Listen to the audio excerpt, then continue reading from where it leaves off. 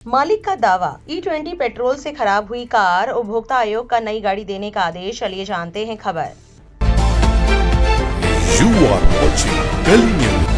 देश भर में इथेनॉल मिश्रित E20 पेट्रोल को लेकर चल रही बहस के बीच छत्तीसगढ़ की राजधानी रायपुर जिला उपभोक्ता विवाद प्रतितोष आयोग ने एक अहम फैसला सुनाया है। एक उपभोक्ता की शिकायत के बाद आयोग ने मारुति सुजुकी इंडिया लिमिटेड को निर्देश दिया है कि वो 45 दिनों के भीतर उसी मॉडल की नई E20 फ्यूल पावर्ड कार शिकायतकर्ता को उपलब्ध कराए। अगर कंपनी ऐसा करने में विफल रहती है तो उसे वाहन की पूरी कीमत समेत कुल 20,50,494 रुपए लौटाने होंगे। इसके अलावा आयोग ने मानसिक प्रताड़ना के लिए 1 लाख रुपए और मुकदमे के खर्च के रूप में 10,000 रुपए देने का भी आदेश दिया है। लेकिन जिस मारुति सुजुकी डीलरशिप से ये कार खरीदी गई थी, उसने आयोग के सामने दलील दी कि शिकायतकर्ता के वाहन में आई खराबी बाहरी कारकों के कारण हुई थी, जो किसी भी स्थिति में वारंटी के अंतर्गत नहीं आती। ये मामला रायपुर निवासी डॉक्टर प्रेमराज देवता का है। उन्होंने जून 2024 में मारुति कंपनी की Grand Vitara IEE strong hybrid Zeta plus SUV खरीदी थी। हालांकि ये वाहन जनवरी 2023 में निर्मित हुआ था। वाहन में बार बार तकनीकी खराबी आने के बाद उन्होंने रायपुर के जिला उपभोक्ता विवाद प्रतितोष आयोग में शिकायत दर्ज कराई थी। डॉक्टर प्रेमराज देवता ने BBC न्यूज हिंदी को बताया, एक शाम जब मैं अपने क्लिनिक से निकल रहा था, तभी मेरी गाड़ी अचानक बंद हो गई। उसे कंपनी के सर्विस सेंटर ले जाया गया, जहां बताया गया कि पेट्रोल में मिलावट है। ऐसा कई बार हुआ। बाद में हमने सरकारी प्रयोगशाला में जांच कराई तो पता चला कि सफेद दही जैसा जमा हुआ पदार्थ वास्तव में इथेनॉल था। देवता का दावा है कि जांच रिपोर्ट के आधार पर जब डीलरशिप से शिकायत की गई तो डीलरशिप ने ये कहते हुए जिम्मेदारी लेने से इनकार किया कि खराबी इथेनॉल मिश्रित पेट्रोल के कारण हुई है। इसके बाद उन्होंने उपभोक्ता आयोग में शिकायत दर्ज कराई। शिकायतकर्ता का आरोप था कि वाहन खरीदते समय उन्हें ये नहीं बताया गया कि कार का इंजन E20 पेट्रोल के लिए पूरी तरह उपयुक्त नहीं है। उनका कहना था कि अगर वाहन E20 ईंधन के लिए सक्षम नहीं था या उसके उपयोग को लेकर कोई विशेष सावधानी बरतना आवश्यक था तो इसकी स्पष्ट जानकारी बिक्री के समय दी जानी चाहिए थी। इस मामले में वाहन विक्रेता नेक्सा मैग्नेटो स्काई ऑटोमोबाइल्स और वाहन निर्माता मारुति सुजुकी इंडिया लिमिटेड को पक्षकार बनाया गया। सभी पक्षों की दलीलों और उपलक्ष्य साक्ष्यों पर विचार करने के बाद जिला उपभोक्ता विवाद प्रतितोष आयोग ने अपने आदेश में कहा कि डॉक्टर प्रेमराज देवता ने 3 जून 2024 को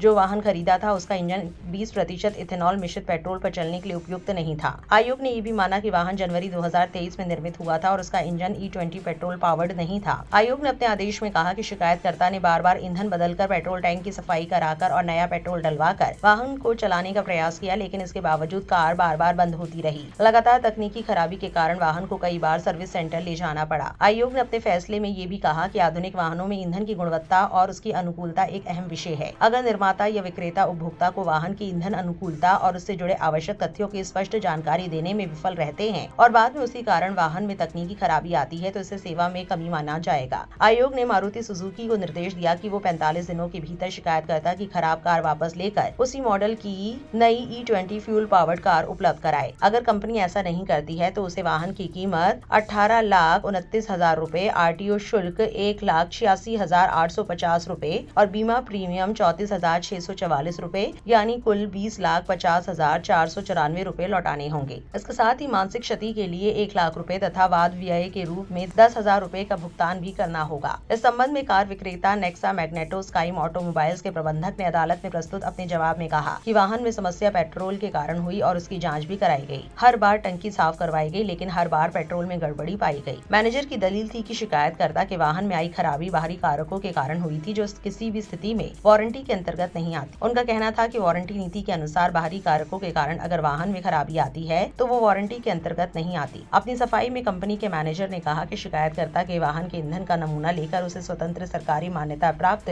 SGS प्रयोगशाला में भेजा गया था, जिसमें पाया गया कि ईंधन की गुणवत्ता उचित नहीं है। बाकी आपकी क्या राय है, कमेंट सेक्शन में जरूर लिखें और ऐसी और अपडेट्स के लिए गली न्यूज से जुड़े रहे।